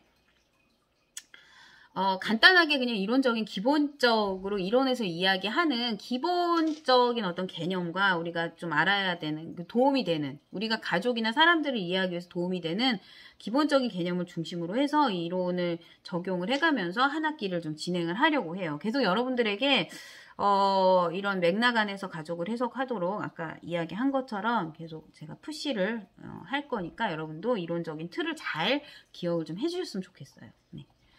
자, 전생의 이론을 간단히 소개를 하자면 기존에 옛날 1930년대, 20년대 초기에 이제 발달하기 시작한 발달 이론은 인간의 일괄적인 인간의 다 공통적인 발달의 순서와 패턴을 만들어갔죠. 예를 들어서 피아제의 인지발달 이론이라던가 프로이드의 정신분석 이론이라던가 이런 것들은 영유아기에 집중이 돼서 영유아기 또 아동기까지 순서대로 어떤 순서대로 이렇게 인간이 발달을 하는가에 대해서 설명을 하고 있어요. 근데 전생의 이론에서는 그거에 이제 의문을 던지는 거죠. 의문을. 물론 생물학적으로 발달 순서가 정해진 어떤 특성들이 있어요. 인지 발달이라든지 성 이런 것들은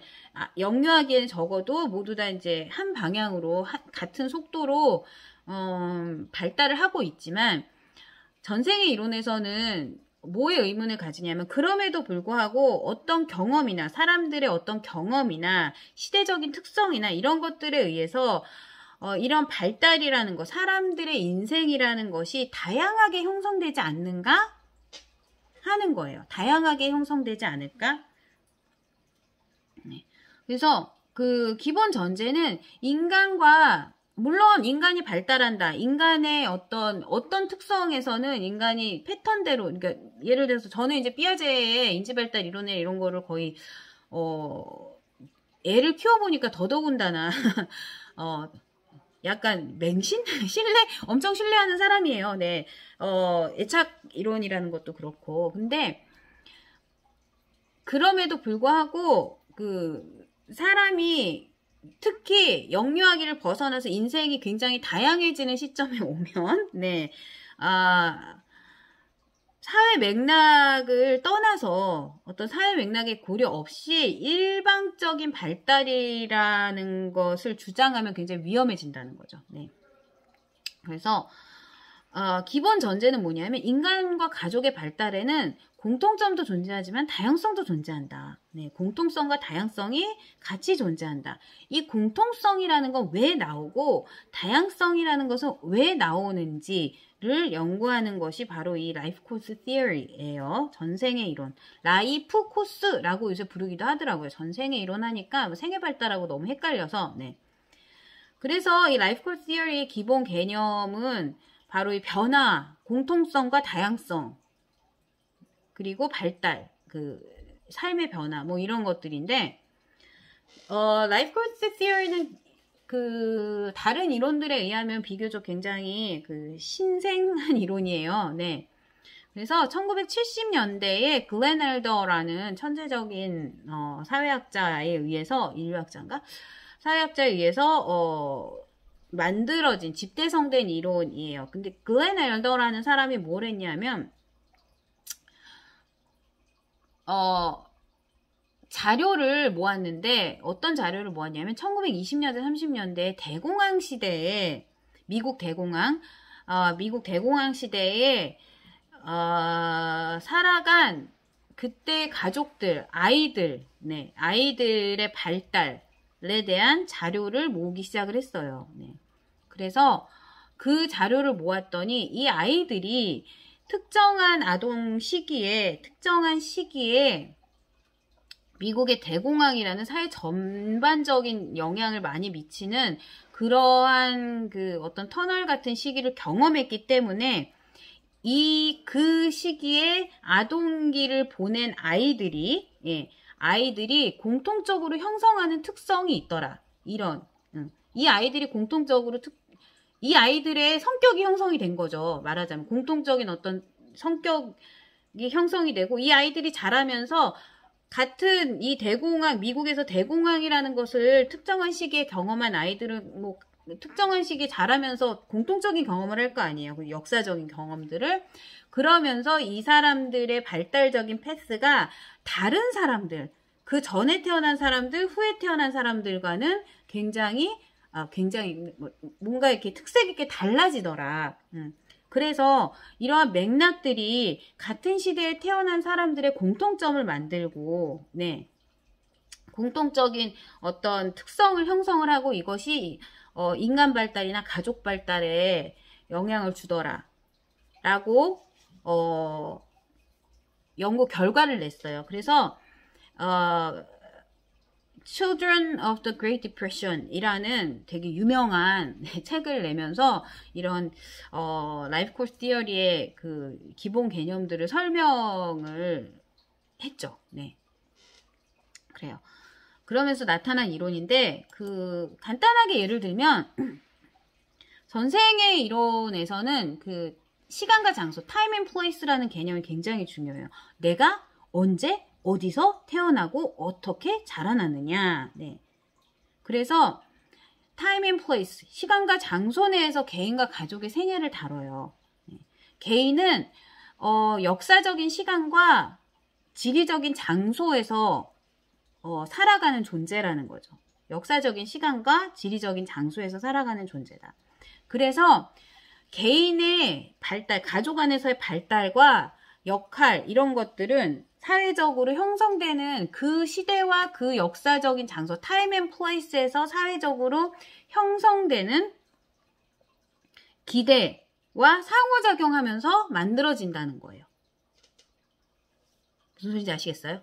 예를 들면 제가 여기 디즈니 만화를 2개 갖고 왔는데 예를 들면 이제 on-time 그 라이프 코스 티어리에서 라이프 코스 이론에서 말하는 개념 중에 on-time과 off-time이라는 개념이 있어요. 내가 몇 살 때 무엇을 해야 되는가, 사회적으로 그거 언제 무엇을 하는 걸 기대하는가. 그래서 on-time이라는 거는 사회적으로 기대된 연령, off-time은 거기서 벗어난 연령을 의미해요. 예를 들어서 초등학교에 들어가는 on-time은 몇 살이죠? 여러분들이 지금 이 시대에 그 대한민국에서 태어났다면 초등학교에 들어가는 on-time은 만 6세예요. 그죠? 만 6세. 그죠? 결혼하는 on-time은 몇 살이에요? 여러분의 on-time은 몇 살이죠? 근데 만약에 내가 초등학교에 너무 똑똑해갖고 만 4세에 들어갔다. 그럼 나는 off-timer가 되는 거예요. off-time. 근데 우리 아이가 발달적으로 조금 장애도 있고 너무 어려워서, 초등학교 1년 유예했다. 허락하에. 그래서 만 7세에 들어갔다. 그러니까 새는 나이로 9살에. 그러면은 이 아이는 off-timer가 되는 거죠. 누가 살기 편할 것 같아요? on-timer, off-timer? 그 시대에 on-time을 지키는 사람들이 살기 편해요. 네. 사회하고 충돌하지 않고. off-time은 항상 살기 불편해요. 조금 갈등이 일어나죠. 갈등이. 저는요. 결혼할 때 굉장히 off-timer였어요. 예. 제가 기억나는 게 저희 막내 이모가 물론 막내 이모니까 지금 은퇴하시고 나이가 있으신데 할머니죠. 할머니 되셨어요. 우리 막내 이모가 그 시대에 제 어렸을 때 기억이 항상 우리 막내 이모가 결혼을 못한다, 얘 큰일 났다, 이제 결혼 다 했다 이러고 할머니가 한숨을 푹푹 쉬셨던 기억이 나요. 네. 하여튼 사람들만 만나면 다 아우 저 노처녀 그러고 엄청나게 노처녀 소리를 많이 듣고 막내 이모 이퀄 노처녀. 와 이게 엄청 그 공식처럼 존재했었어요 우리 집에. 그래서 어떻게 하냐 이러면서 한숨을 푹푹 쉬셨는데 그 막내 이모가 30살이 되던 생일에 할머니가 엉엉 우셨어요. 얘 결혼 어떡하냐고. 30살. 근데 기적적으로 30살에 결혼을 하셨어요 우리 막내 이모가. 그 막내 이모는 철저한 그 시대의 어프타이머였죠. 왜냐하면 그 시대의 결혼의 언타임은 25, 24 여성들 같은 경우에는 뭐 빠르면 23 막 이랬단 말이에요. 학교 졸업하자마자 대학 간 사람은 대학 졸업하자마자 결혼을 했으니까. 근데 30까지 결혼을 안 하고 있었으니까 완전히 오프타이머죠. 네. 그런데 그래서 막내 이모가 그 결혼의 기록을 결혼한 기록을 기록 보유를 굉장히 오랫동안 하셨어요. 굉장히 오랫동안 했는데 그 기록 보유를 깬 사람이 누가 있었겠죠. 누구겠어요? 바로 저예요. 가뿐하게 넘어섰죠. 30살 뭐. 근데요. 제가 결혼을 그래서 할 때 정말 떨이 뭐 하여튼 뭐 누구 어느 집에 괜찮은 총각이 있다 뭐 소리만 들으면 자꾸 뭐 소개팅하러 선발하면 이런 얘기 엄청 많이 들었어요.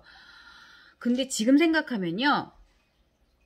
그게 그렇게 대단한 연령이 아니에요. 지금 다들 그때 결혼하고 그래요. 근데 제가 잠깐 기록표를 했다가 지금 제 주변에 결혼 안 한 친구와 뭐 이런 애들이 너무 수두룩 빽빽하기 때문에 제 기록은 얼마 안 가고 다 깨져버렸죠. 네. 그래요. 그래서 오프타이머들은 잔소리도 많이 듣고 너 언제 취직할래? 오프타이머니까 그래요. 다들 취직하는 연령에 취직을 안 했기 때문에 너 언제 결혼할래? 뭐 너 언제 애 낳을래? 다 언타임과 오프타임의 논쟁이죠. 그래요. 근데 그 언타임과 오프타임은 그 절대적으로 존재하는 개념이 아니잖아요. 아까 이야기한 것처럼. 예를 들면 제가 여기 디즈니 만화에서 좀 갖고 왔는데 잠자는 백설공주 몇 살에 결혼했는지 아세요, 여러분? 백설공주는요, 만 14살에 왕자님을 만나서 한눈에 사랑에 빠진 다음에, 뭐, 사과 먹고 1년 동안 잠을 잤죠. 그래서 왕자님이 뽀뽀해서 깬 다음에 결혼했으니까, 계산하면 만 15살에 결혼했어요.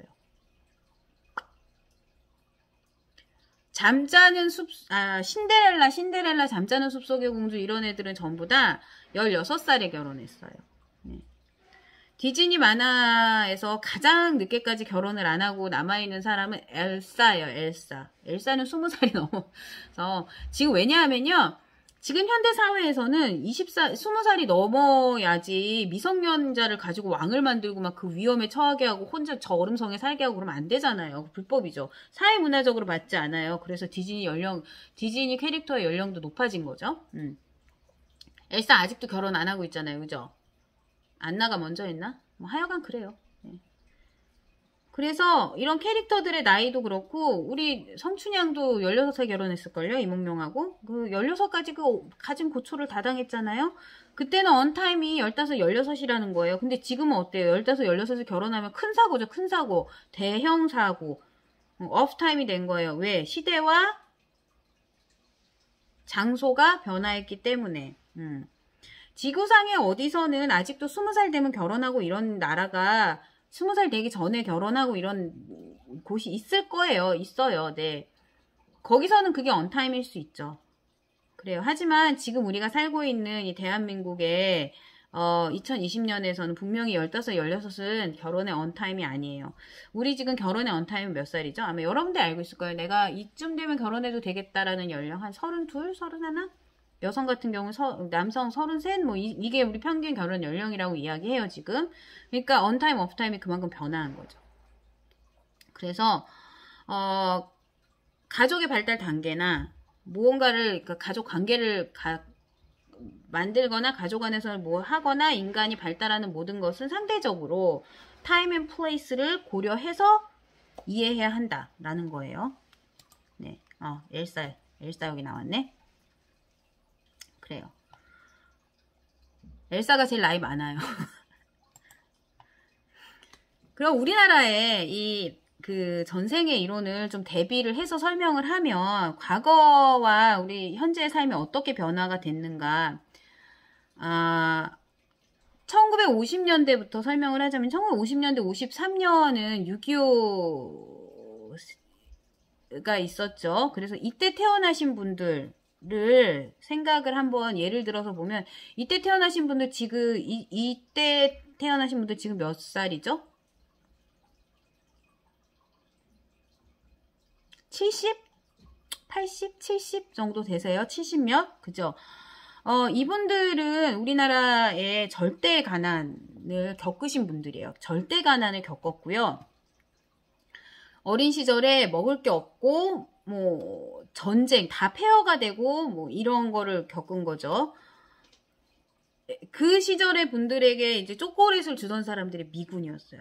뭐 전쟁에서 와가지고 많이 죽고 그래서 이분들은 어떤 미국에 대해서 절대 신봉하는 그런 생각을 가지고 있어요. 그리고 북한하고 싸우고 여러 명 죽고 이랬잖아요. 그러니까 이제 공산당 지금 좌빨 막 이런 얘기 많이 하죠. 그래서 이런 공산주의에 대한 아주 혐오하고 두려운 감정을 당연히 형성했죠. 어린 시절에. 1970년대에 그 뼈를 갈아서 일을 하던 시절에 그러니까 경제개발 5개년 계획 이때 청년기를 보내면서 일을 하기 시작을 하셨어요. 일을 하면서 대한민국의 발전에 중추돌을 놓으신 분들이죠. 네. 정말 일 열심히 하고 막 발전하는 사회를 위해서 그러니까 국가를 위해서 엄청 희생하고 그거를 당연한 가치로 여겼어요. 네, 그러니까 이분들이 지금 개인의 가치라든지 국가 내 행복을 위해서 애를 안 낳을 거면 이런 사람들을 보면 결혼 안 해 이런 사람들을 보면 말도 안 되죠. 국가를 위해서 뼈를 갈아놓고 일을 열심히 하고 나라를 이런 생각을 하지 않고 개인의 행복 따위를 그런 생각을 할 수밖에 없어요. 네. 그래서, 이분들은 정말로 가난하던 시절에, 뭐, 아무것도 없던 시절에서부터, 아파트 생기고, 막, 돈을 벌고, 이런 거를 엄청 경험하신 분들이, 거기에서 정말 가족을 다 희생하면서 일을 막 하시던 분들이고, 특히 남자분들. 그러니까 이 할아버지, 지금 은퇴하신 남자분들이 사실은 가족 안에 끼어서 뭐, 다정한 기억 이런 게 별로 없죠. 네. 왜냐하면 일만 했으니까. 지금은 어떠냐? 지금은 굉장히 완전 극한 보수 세력이 되고 계신 분들이죠. 네. 그래서, 광화문 같은 데 가면 태극기 부대 계시잖아요. 왜 태극기하고, 저는 항상 재밌는 게, 태극기만 드시면 좋을 텐데 왜 미국 깃발을 같이 흔드실까? 이런 것 때문이에요. 우리나라가 어려움에 처했을 때 의지할 건 미국밖에 없다. 왜? 이런 미국에 대한 절대 신봉이 있기 때문에 그게 어떻게 형성이 된 거냐? 그분들이 태어난 대한민국이라는 시대에 1950년대라는 역사적 배경, 타임 앤 플레이스를 고려를 하면 그리고 이분들이 살아온 역사적인 어떤 이런 맥락을 고려를 하면 어떻게 보면 당연한 결과 그 생각하는 방식이 그렇게 되겠구나 하고 이해할 수 있다는 거죠. 뭐 동의는 아니지만 이해가 된다는 거예요. 네. 그래요. 근데, 똑같은 사람이라도, 라이프 코스 티어리에서 보면 똑같은 사람이라고 할지라도, 모두 다 같은 경험을 하는 건 아니에요. 동일한 경험이 형성이 되죠. 동일한 맥락 하에서, 그죠? 그런데, 그 중에서도 다양성이라는 게 존재해요. 왜? 내가 가진 리소스가 다르니까. 그죠? 내가 가진 리소스가 다르니까. 예를 들어서 일제시대에 태어난 분들이 계셔요. 일제시대에 태어난 분들이 계신데 그분들이 만약에 일제시대 엄청 부잣집에서 태어났다. 그러면 정신대에 끌려가고 이런 경험을 했겠어요? 아니죠. 똑같이 일제시대에서 태어나도 아주 빈농의 자녀든지 너무너무 가난한 집에서 태어나서 어떻게든 식구들을 먹여 살리려고 노력을 하다가 속아서 정신대 위안부의 경험을 하고 이런 분들 같은 그런 할머니들은 그 시대의 다른 분들하고는 굉장히 다른 특이한 경험을 가지고 살 수밖에 없다는 거죠. 왜? 내가 가진 리소스가 달라서. 그래서 내 타임 앤 플레이스에 따라서 동등한 경험이 형성이 되지만 그 경험을 내가 가진 개인적인 리소스, 사회경제적 배경이라든지 뭐 경제적인 리소스라든지 가족적인 것 이런 거와 그러한 사회경제적인 문화가 상호작용하면서 개인의 경험이 형성이 공통적으로 되기도 하고 그 안에서 다양성이 존재하기도 한다는 거예요. 네. 그러다 보니까 이 위안부 할머니들이 수요 집회마다 나가서 이렇게 시위하고 뭐 이런 거는 보통 할머니들의 경험이 아니잖아요. 왜? 이 할머니들이 자기의 리소스 때문에 굉장히 특이한 경험을 그 타임 앤 플레이스에서 했기 때문에 형성이 된 경험이에요. 그래서 이게 뭘 얘기하려는 거냐 하면 개인이 가족이 변화하고 개인이 발달할 때 타임 앤 플레이스에 의해서 100% 똑같이 발달하는 게 아니다. 그 안에서 내가 가진 리소스에 의해서 이렇게 특이하게 이렇게 뭔가 굉장히 다르게 경험을 하게 돼서 다른 방향의 삶이 형성이 되는 사람들도 있다. 그래서 내가 가진 리소스와 사회 경제적 이런 맥락이 그 타임 앤 플레이스라는 맥락이 상호작용하면서 네. 발달해 간다라는 거예요. 그래서 공통점과 similarity와 difference가 한꺼번에 존재한다. 라는 거예요. 자, 기본적인 컨셉을 좀 설명을 드리도록 하자면 네. 좀 길어도 요거 마지막으로 할 수 있을 것 같아요. 다 끝낼 수 있을 것 같으니까 좀 끝내보도록 할게요. 첫 번째 그 전생이론 가장 중요한 개념은 코호트예요. 코호트 많이 요새 그 코호트 격리 코로나 때는 코호트 격리 이런 걸로 코호트를 많이 사용하는데 여기서 사용하는 코호트라는 개념은 뭐냐면 출생 동시 집단이에요. 출생 동시 집단. 코호트 그러니까 같은 시대에 같은 타임 앤 플레이스 같은 타임 앤 플레이스를 공유하고 있는 집단을 코호트라고 이야기해요. 그래서 우리 여기서 1953년에 그 1953년도에 태어난 분들을 6.25 세대라고 이야기하는데 엄밀히 말하면 6.25 세대 그냥 우리가 코호트란 말을 몰라서 세대란 말을 사용을 한 건데 세대가 아니라 6.25 코호트예요. 같은 타임 앤 플레이스에서 태어나서 동일한 역사적 경험을 하고 네 물론 그 안에서 이렇게 조금 다양성은 존재하겠지만 어떤 결이 같은 가족 발달과 인간 발달을 경험하신 분들. 네. 그래서 미국의 대공황, 글렌 엘더가 연구한 게 미국의 대공황 코호트고, 베이비붐 세대라고 이야기 하잖아요. 엄밀히 말하면 베이비붐 코호트예요. 1970년대, 60년대, 70년대생들이 마지막 베이비붐 코호트다. 뭐 이렇게 얘기하는데.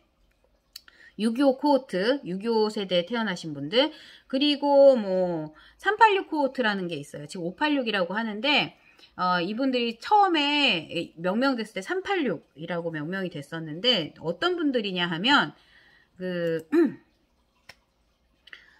1960년대에 태어났어요. 그래서 6이에요. 네, 1960년대에 태어나고, 그때 이제 그 386 코호트라고 명명되어졌을 때 그들이 30대였어요. 30대. 네. 그래서 1987 영화 보신 적 있는지 모르겠지만 그 1987의 주인공들이 그 386 코호트예요. 그래서 386 코호트 지금은 이분들을 586이라고 불러요. 신문기사 보면 586 많이 되는데 왜냐하면 이분이 50대들 지금 50대가 되셨거든요. 그래서 처음에 386이라고 불렸었어요. 386 코호트 60년대 태어났어요. 네. 그래서 이분들은 절대 가난을 겪지 않은 첫 세대예요. 우리나라에서. 네. 그리고 이분들은 뼈를 갈아넣으면서 노동을 하지는 않았고요. 1997년 그래서 대학 교육을 많이 받기 시작한 첫 세대. 그래서 80년대 학번. 네, 80년대 학번. 그다음에 80년대 학번에서 민주화 항쟁을 주도한 세대예요. 네, 민주화 항쟁을 주도한 코호트. 네. 1987년도에 민주화 항쟁을 주도한 코호트가 이 386 코호트고요. 그 다음에 일이나 업무에 컴퓨터라는 개념을 처음 도입한 코호트예요, 사실은. 그래서 이 전까지는 일을 다 수기로 이렇게 했는데 그때부터 이제 2 코호트부터 컴퓨터를 쓰기 시작을 했는데 그래서 IT 기업이라는 걸 만든 첫 코호트기도 하고, 네. 그 택진이 형. 네. 첫 IT 기업들 만드신 분들 다 요 코호트에 속하죠. 그 코호트들이 처음 쓰기 시작한 컴퓨터가 그 애플 컴퓨터, 애플 8비트, 뭐 386, 예, 마이크로소프트 386, 네, 지금 뭐 펜티엄 뭐 직접 가지만 386 컴퓨터라는 걸 처음 쓰기 시작해서, 상징적으로 386 코호트라고 불렸었어요. 386 세대. 예. 지금 그 정치의 일선에 있는 사람들, 그 보면은 이제 뭐 다 386 코호트고 지금 586이라고 불려요. 지금 다 서로 막 싸우고 막 이렇게 가장 활발하게 하고 계신 분들. 네. 그래요.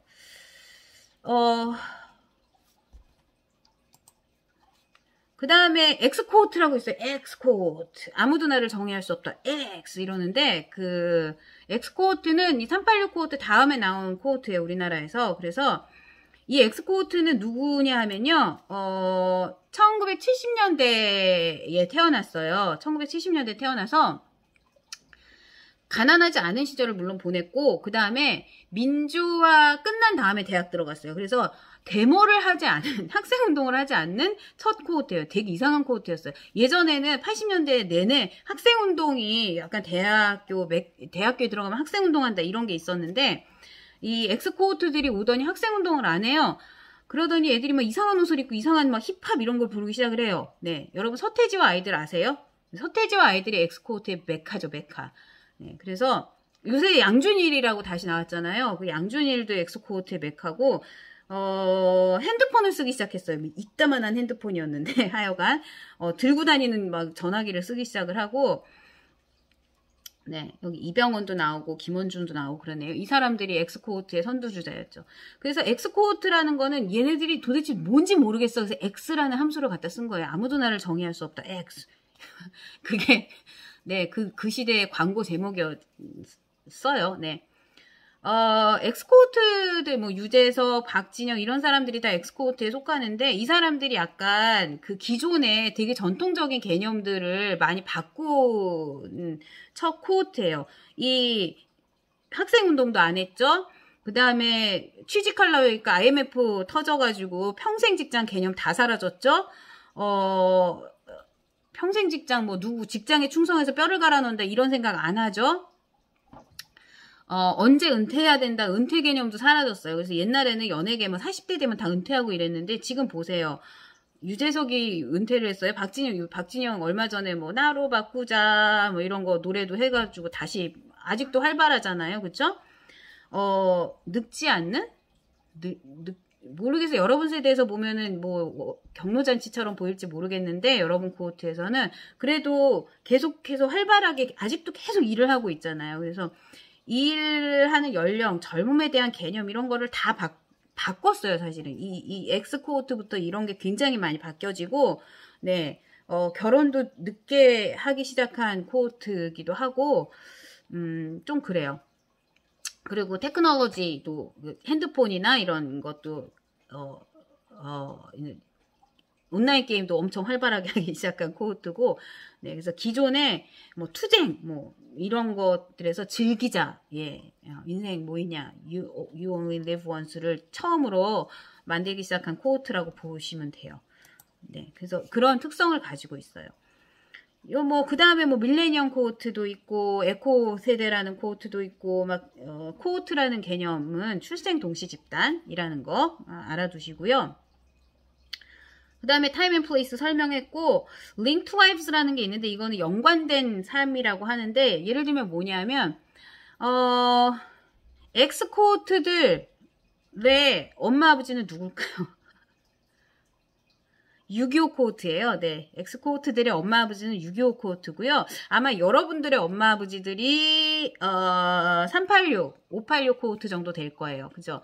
이분들의 생각과 이분들의 삶이 그냥 이분들에서 끝나냐 아니고 그 자신의 세대를 건너서 이게 세대죠. 제너레이션.